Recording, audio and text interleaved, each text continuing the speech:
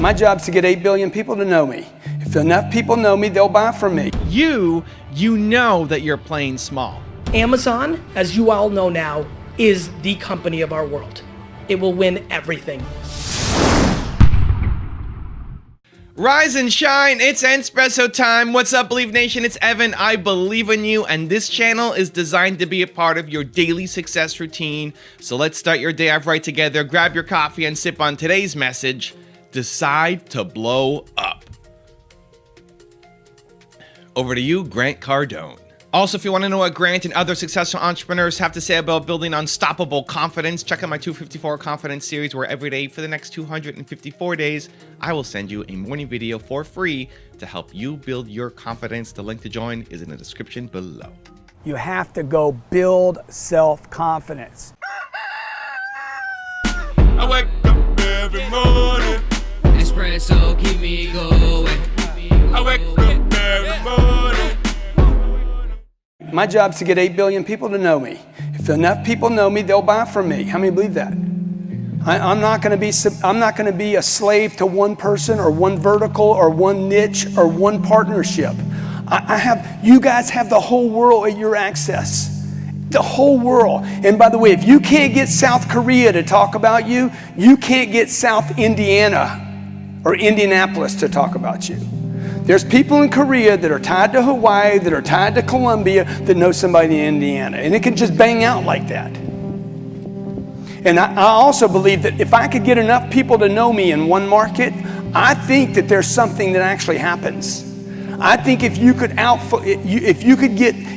push out enough frequency about your brand, yourself, your ideas to enough people that you hit some critical mass. I don't know if any of you agree with this, but I think there's a spiritual component to where if you can vibrate through enough, all of a sudden other people start thinking, I know that dude. I've said this for years. If I can get enough people, a very small percentage of the population to know me, I think the other 99% become convinced they know me. Do you think that somebody needs to reach a certain status before building a personal? No, you do not need to reach a certain status. You need to assume the status now. You need to have the altitude right now to be the professional that says, hey, I know about fitness. Right. I know about plumbing. I know about trucks. Just take whatever you guys are certain about and post it out of it. And by the way, if you're not certain about it, write an article about what your uncertainty is costing you. You're going to figure out every possible angle. But none of that's going to happen until you guys make a decision to blow up. And none of the blow up is going to happen until you make a decision that money is important. Because if you got people around you saying money's not important, there ain't no way you're going to do this stuff.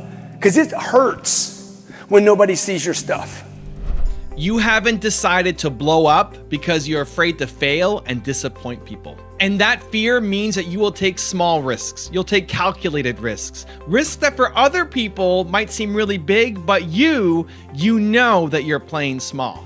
And you'll grow, you'll make progress every year, a little bit bigger, but you'll never blow up because you're afraid.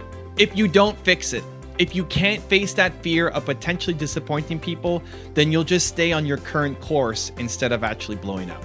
And you need to decide if you're okay with that or not. I know because I'm talking about myself. I decided to do this tour. I decided to spend 90 days from January to April going to 23 different cities and helping entrepreneurs out in each city.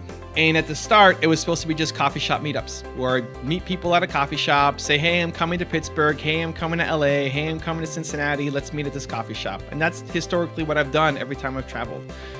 I went to New York, and a great problem to have was too many people showed up. And then ended up not being a fantastic experience because a lot of people couldn't hear me, because a lot of people didn't have seats to sit down in. And I didn't provide the experience that was great. I went to go meet my agent afterwards, and he said, the problem is you haven't decided to blow up. Problem is you're taking these small calculated risks that if you do a coffee shop meetup and nobody shows up, it's okay. And if 100 people show up, it's okay. You're not out anything. You're not risking anything. You're playing small. You're making these slow, steady gains, but you haven't decided to blow up. Okay? I want to blow up. How do I do it? I'm ready. You got to charge for the event. You got to do 23 events. And you got to charge for them. And right away, like, oh, that is scary, you know, because it comes against one of my greatest fears, which is disappointing people. I don't want to disappoint people. If it's a free coffee shop meetup and nobody shows up or one person shows up, I'm not disappointing anybody. But if I do a paid event and one person shows up, I don't want to disappoint that person. And that fear is the thing that has prevented me from blowing up more than I should, because all the risks that I take are small, calculated risks that I get growth over time, but I know I could be doing more. And while it may seem like a big risk to other people, to me, it doesn't feel like a risk at all. Doing a 23-city tour where I'm charging for events is a much bigger risk. And because I care so much about disappointing people and the fear of it, it means I'll bring myself to each event. It means that I'm going to over deliver. It means that whoever comes to each event is going to get insane value compared to any other equally priced ticket. I'm going to give everything of myself. And it's also the thing that I love the most. Working with entrepreneurs face to face is the thing that makes me come alive. It's great talking in front of a camera and seeing you guys in your living room or kitchen or bathroom or wherever you're watching this. But the one-on-one work, the face-to-face work is where things actually happen. And I'm on a mission to help people move from getting in their head to getting out there and taking action. From stop being such a thinker and a planner and being more of a doer. From turning your self-doubt into self-belief. That's what I'm doing. I'm coming to teach you all the stuff that I know of how I built my business and help you get out of your own way and start building 2019 to be the year for you. I'm great at it. It's what makes me come alive, and it's what makes the people who interact with me go off and then have life-changing experiences. But I'm still afraid. And so I decided, I'm ready. I decided that I'm ready. I'm ready to blow up. I'm ready to play a bigger game. 2019 will not look the same. 2019 is going to be a much bigger year for me than any other year that I've had.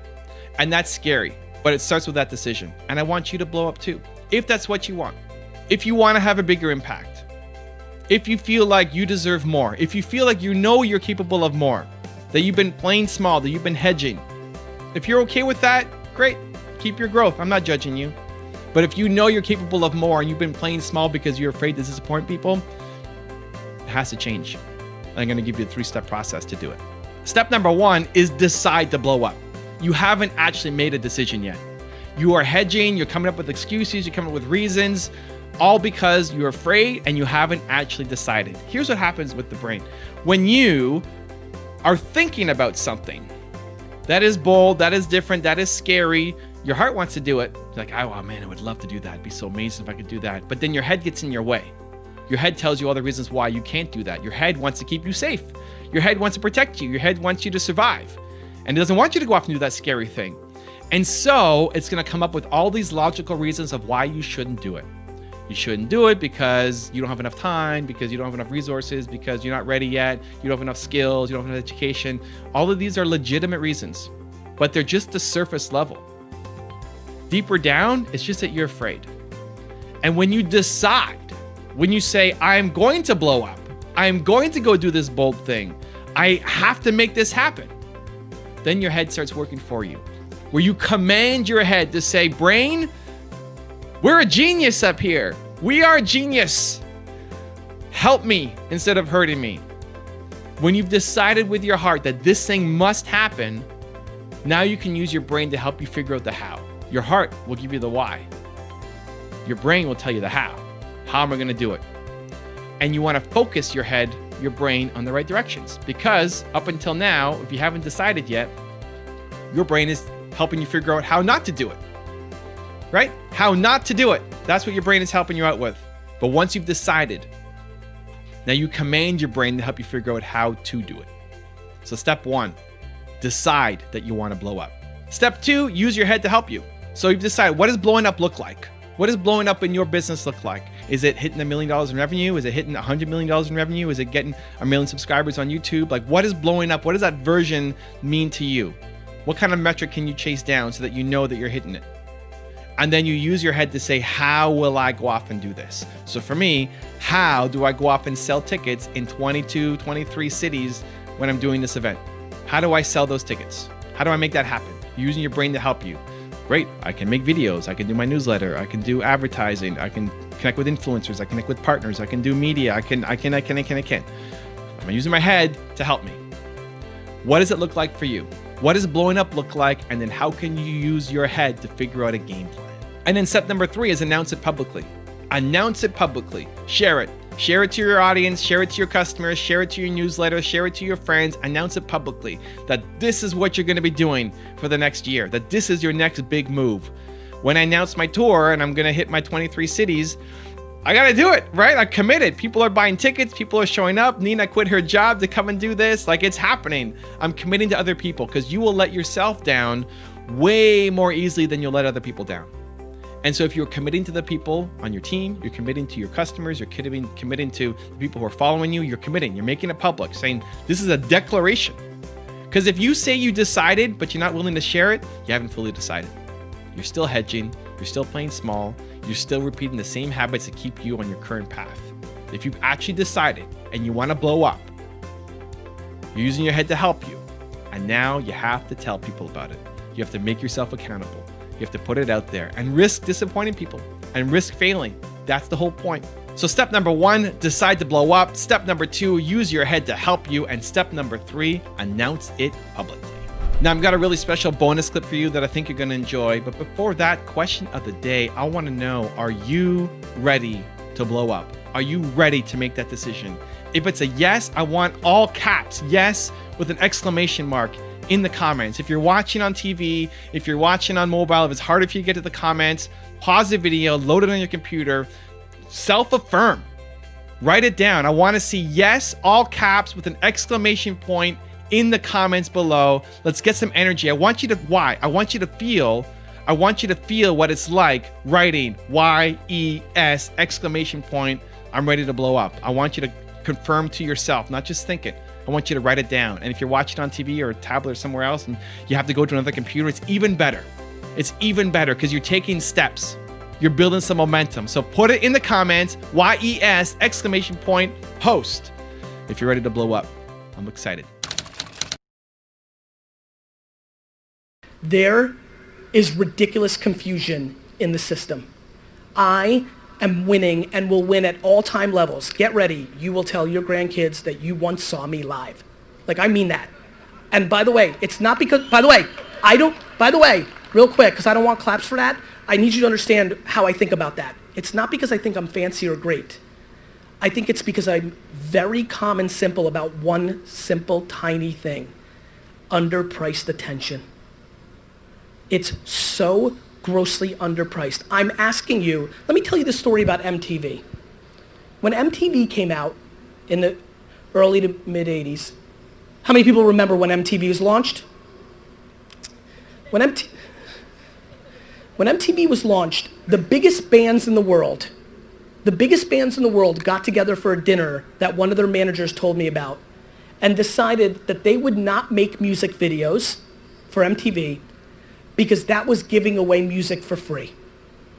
That why would we spend money to make a video, put it on MTV, when that's giving people the music for free and they will not go out and buy the record. At the same token, up-and-coming artists, Madonna, Duran Duran, and on, understood that it was where all the attention of the youth was, and it was a gateway drug to the sale. They understood that MTV was a jab, not the right hook. Facebook and Instagram at this second is the most underpriced scaled jab in the history of marketing, except for one other moment. From 2001 to 2005, Google AdWords was a ridiculously underpriced jab. How many people here took advantage of Google 2001 to 2005? Raise your hands. So for you really know. That's how I did it. Wine Library had no money, but when you're buying people who want to buy wine for 5 and 10 cents a click, it works out real fast when it's that underpriced.